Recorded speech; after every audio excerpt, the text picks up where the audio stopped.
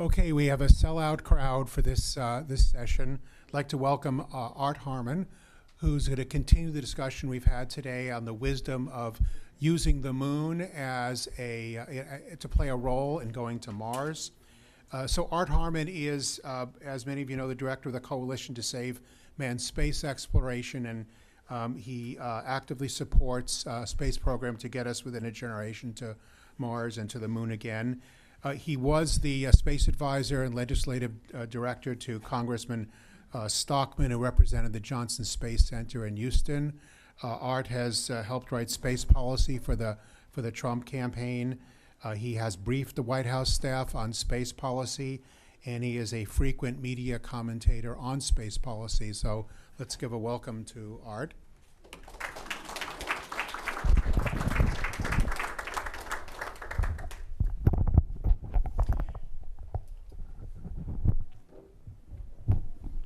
Well, thank you all very, very much for attending, and I hope this will be very useful and interesting. A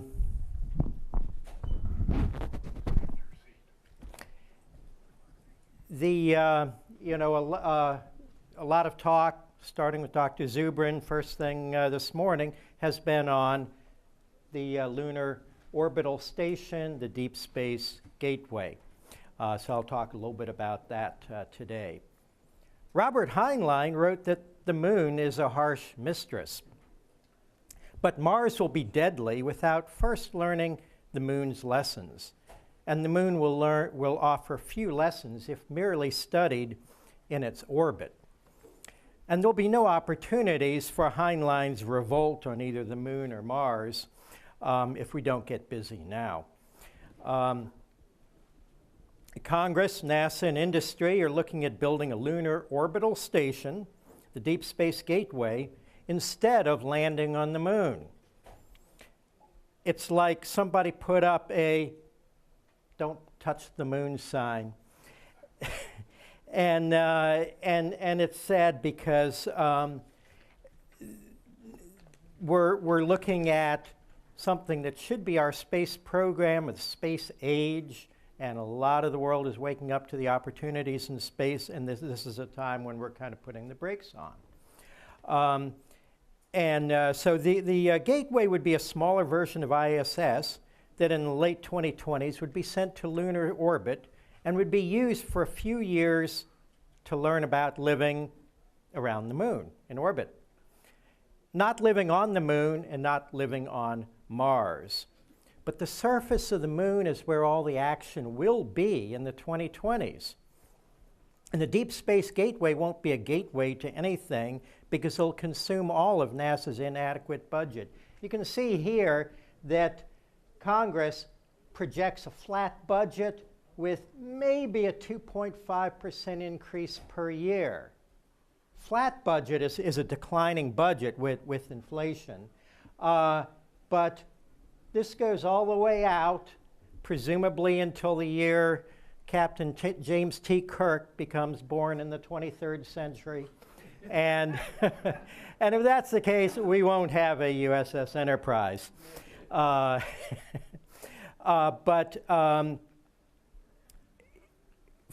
It's far easier to go to the moon. If you want to go to the moon, or if you want to go to Mars, it's far easier to go to the moon or go to Mars without going to the Lunar Orbital Station, which has to be supplied. So we've got to send ISS-like supply flights to it. We've got to send astronauts to it to tend it and to then make some tea and coffee for the folks coming from Earth who have to use propellant to stop here first and then go down to the moon. But it's sort of built in a hope that, well, if we do this, if we spend the 2020s doing this, and this is all we do, then other countries will say, well, they've got a truck stop out there. So we'll take advantage of that, and we'll build a lander, and then we'll build a lunar base. The reality is, when the U.S. shrinks back, the rest of the world shrinks back too.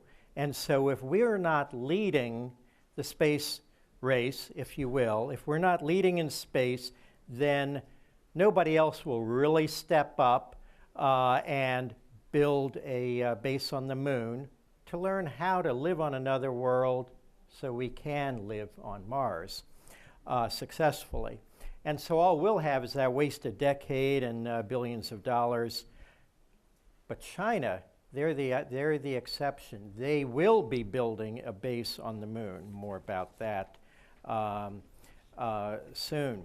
However, a chorus of, do I have the right? Yes, I have the right thing. Anyway, Jim Bridenstine's the new NASA designee. He has to be confirmed by the Senate when he's in place. I think we'll see a lot better space policy coming out of them. Bridenstine, if you haven't read it, he's got a bill, the American Space Renaissance Act. Google that, read it. It's a very broad bill, but it's sort of a policy statement of what America should be doing in civilian space, NASA, commercial space, military, and so forth. But it'll give you a little bit of a clue as to what his policies may indeed be as he helps carry out the president's desires. So this is Boeing, actually. They've got a lunar lander design in addition to a lunar orbital station. We would hope that they will pick that.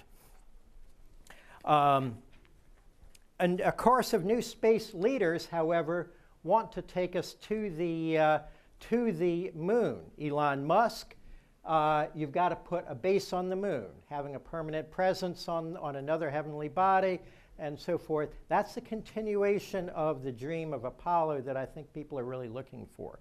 Now, we all know Elon Musk wants to take us to where? Mars. Yeah.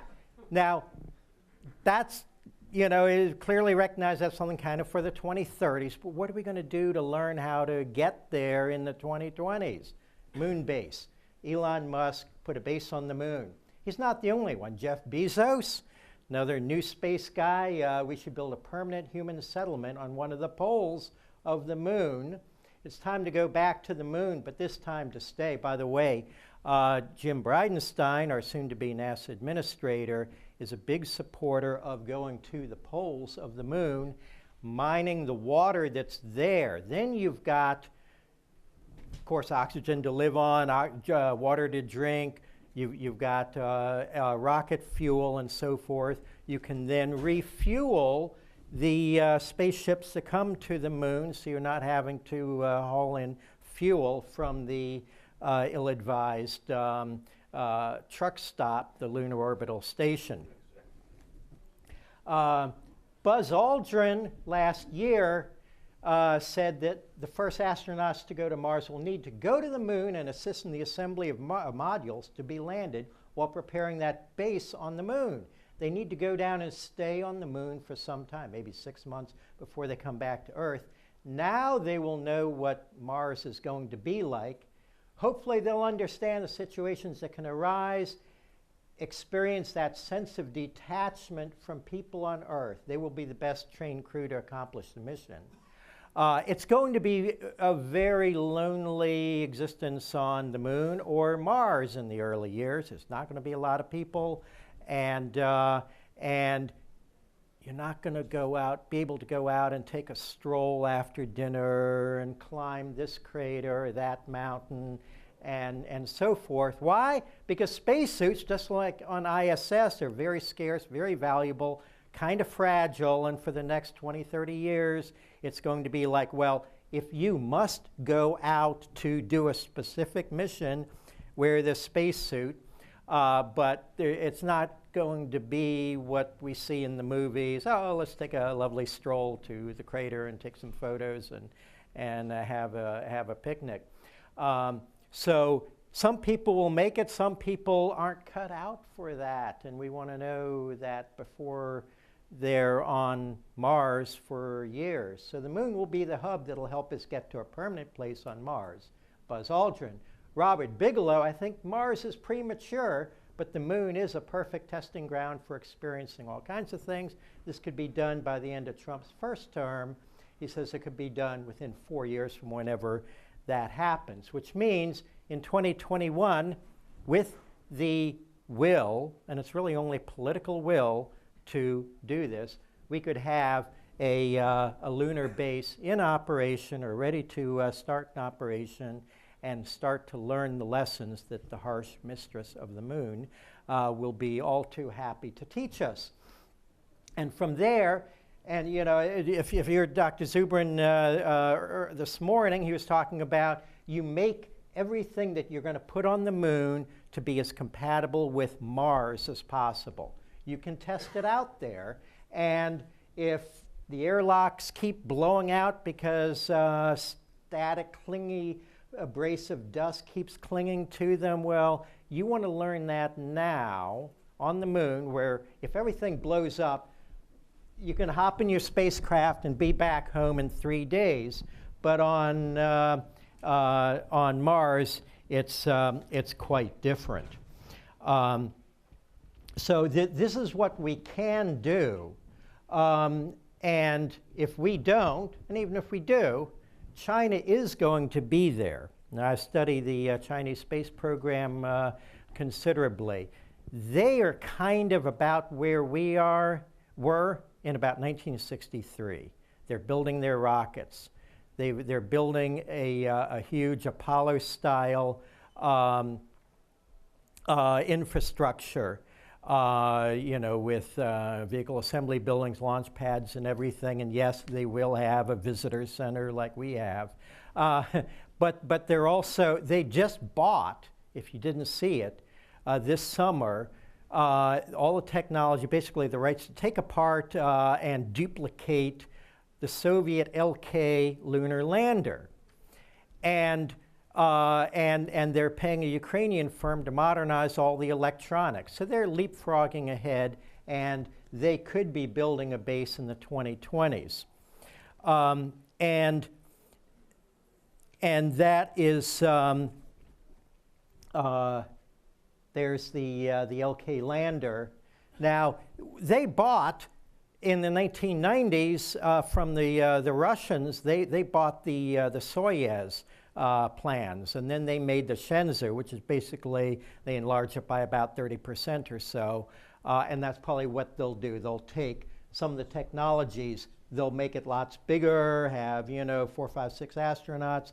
They'll you know, the LK lander actually is kind of cool. It's like redundant engines and things like that. But their N1 rocket didn't allow them to get there. But here's an important thing, and that is, if we're to believe China won't claim the moon is theirs, they're setting a poor example today in the South China Sea. And that is, it's a danger, because they could literally say, if you want rare earth minerals, you're not going to the moon.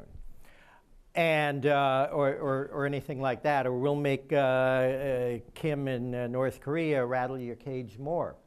But at any rate, there are some advantages of the Deep Space Gateway. Certainly, learning how to survive deep space and solar radiation, that's important. Develop closed-loop life support systems. We could have done that 15 years ago on ISS, but we've only made slow progress on that. We are at the stage, though, that yesterday's coffee is today's coffee, if you get what I mean. So that's one of the things we need for Mars. Realistic simulations of Mars transits. You could do that on ISS, but you'll be kind of forced to do that there. You can run rovers on the surface, have everybody with a little Nintendo remote, and ooh, look, we're going around Mars, around the surface of the moon. Well, we should send people there to do that. Pick up that rock, as Harrison Schmitt says. You learn more from picking up that rock than 10 years of rovers roving around. The astronauts will be able to view Earthrise with every orbit. It's kind of cool. And they'll be able to watch China build their surface base. However, there are some disadvantages. And, if we just stay in orbit and we're not landing, And Deep Space Gateway is going to be a gateway to suck all the money out of NASA that otherwise could be going into landing, building a lander, getting SpaceX, Blue Origin, and so forth to build us a lander, land, get Bigelow to put his modules on there and have a base. So we won't learn how to build the habitats that we need for Mars. So you don't want to be in that habitat that hasn't been tested by actual humans during that. We won't be learning and practicing surface mining and processing. We won't be perfecting, we can do 3D printing of really cool stuff now if we want to print a habitat. Well, it's going to be a little bit different if you're printing it in no atmosphere, or Mars is almost no atmosphere, low gravity, things like that. We'll never learn about human physiology in low G. 300 hours on the moon is all we had, and they weren't really looking to see what minor changes are happening. The only advantage to, we do know a few things. You could drink fizzy sodas and so forth and beer on the surface of the moon because there's enough gravity to get the fizz to go up rather than down, but don't try it on ISS. Hanging around on, ISS isn't in the news much. It should be. It should be leading the news every day. Here's what our astronauts are doing up in space. But it's not. Everything else takes precedence unless something is really, really good, like a guy goes up for a year, or really, really bad, like something gets broken, or somebody's astronaut's helmet gets filled with water. Then you hear about it.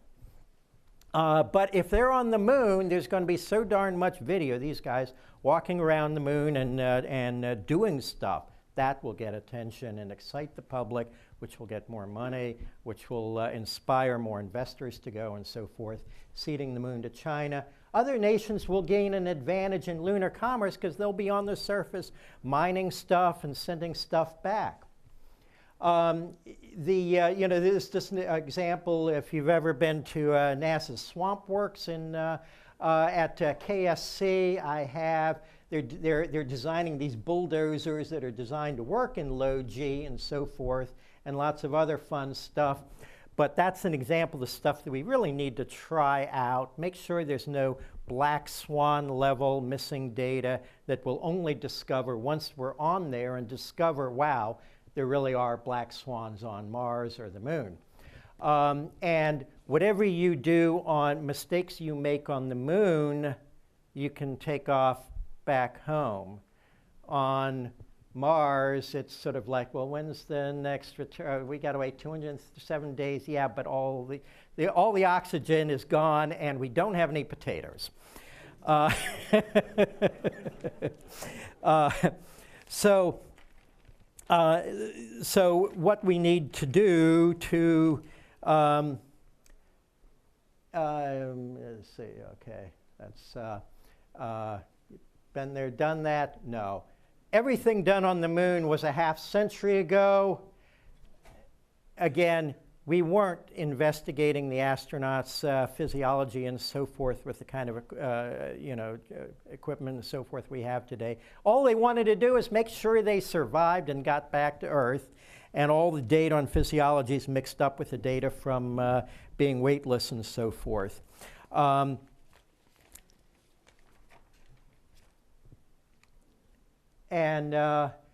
Basically, the Deep Space Gateway is a detour from getting to the moon. Some of you may recognize this is taken at Wallops Island, which, if in Virginia, if you're ever in that area on the East Coast, go see a launch. They have small launches and orbital launches from there. But Deep Space Gateway is a decade-long detour from the goal of ever going to Mars. It would be spectator seating for watching China build their lunar base. And it would rob Americans from learning how to live on another world, lessons essential to living on Mars. So there's a wrong way to go to Mars and a right way. Thank you very much. We have a few minutes for questions. You were first, then you and you. Yeah, first off, remember learn about low G. Joe Carroll tomorrow morning at 10:30 is going to give one of the best talks of the entire session about how to simulate low G, and I recommend it. I also recommend my science fiction panel at 7, but that's biased. I cannot know where to begin, and one is you say other nations will be mining stuff. And I have to ask you, because I'm a planetary scientist, my advisor, Jim Arnold, was the guy who predicted lunar ice, and I'm opposed to any use of that lunar ice until we know how much there is for future lunar colonists. But, excuse me, mining what stuff? China is going to be mining helium-3. Oh, for hate. But if you know, the moon can be a great resource. If you're going to build stuff there was a proposal some years ago of a company that wanted to make solar panels there out of the silicon that's on the moon and so forth in order to be able to power things on the moon. So. Making that first proposal about solar satellites. Cool. All right. Well, thanks. Happy to talk more outside, but let me give a few other people a chance. Why did you not mention one word? Asteroids. That is the alternative notion going around there, and that is what. Well, I'll just answer that real quick, and then we can talk out in the hallway afterwards. But asteroids have a value for mining, but not for going to Mars. And so we want to get experience. You in the back, yes? Yes. Yeah, thank you. I come from China. Okay. I think you should be the president of China because your plan is much aggressive and than Chinese government. All right, thanks, yeah. To claim the moon belongs to China. They dare not. Well, I hope that they don't, but they're setting a poor example of South China Sea. So I just want us to be, and every country that wants to be on the moon, to have the opportunity to go to the moon and not have any country say that it's theirs. Yeah. Yes? How much cheaper do you think it will be to establish a surface base on the moon as opposed to the gateway direction? Well, it wouldn't be cheaper. The gateway's kind of the budget thing. It's sort of like you want a house to raise your family in, but it's all you can afford is a little teeny apartment or something. It's a cop-out. It's a defeatist attitude that says, well, let's do something, and it'll kind of mollify people. That's what the asteroid redirect mission was. It was just sort of well, we're not going to do the moon. We have PowerPoints on, a voyage to Mars, but we're not actually going to ever start creating the things to get us to Mars and so forth. So it would be more expensive, but the public will love it. Next. What value do you think there is in pitting one country against another, just kind of given some nostalgia in terms of getting something done? No, there's nothing to that. We're not pitting one nation to another. But China is. China, when you look at what they're doing around the world, particularly South China Sea, that's international waters and sovereign territories of other nations. So, so it's like we should, be on the moon. We should be on Mars, and if they want to be there, that's fine, and so forth. But I don't recommend saying we'll stay away, and then if they're the only tenants on the moon, they might feel differently about sharing it. Yes. You're absolutely right. From a public standpoint, this is the low-hanging fruit. This is the one that'll keep the American citizens interested in the space program, in space flight, and Mars, and everything else that goes along with it. The Mars, it's always been a mystery to me why we stopped when we did with Apollo. I still can't. I've read books about it, and I still can't figure out why we stopped. Well, Werner von Braun had the intention to continue it. There would have been a Mars flyby in the early 80s probably, and then landing on Mars in the 80s or early 90s, probably at the latest. And today we would have, a little city on the moon and a little colony on Mars today, now. And all of the students who are here, they could be looking forward to spending their career there if they wanted. But instead, it was kind of the politicians. It's like, well, we want this money and for this project and that project, and they gave up, and that's a shame. It started with President Kennedy's vision, and it coasted along because it was kind of unstoppable and popular, and public loved it and so forth. But then there wasn't that visionary in Nixon to keep it going. And you know, George Bush tried to restart in 2003. His mistake was that he didn't say, let's do it within my term. He let it get slow rolled, and then costs go up and so forth. Last question. Yes, sir. We're jumping on China quite a bit for the South China Sea thing, but are you familiar with the Monroe Doctrine, where the U.S. president declared the entire Western Hemisphere off limits to any socialist government? We destroyed the governments of Guatemala. All right. Well, just real quickly, that's not followed as a policy today. You know, a democracy, a free country, it changes and grows and matures. So we're not. Give it a little chance to grow and mature. All right. Well, I'm not going to get into the politics of it, but I do appreciate you all being here. Last final question. The major reason that we stalled is because NASA turned the space shuttle into a monster that was not practical. Yes. It was, it sapped up so much money just flying it. It was the most expensive way to put into orbit anything.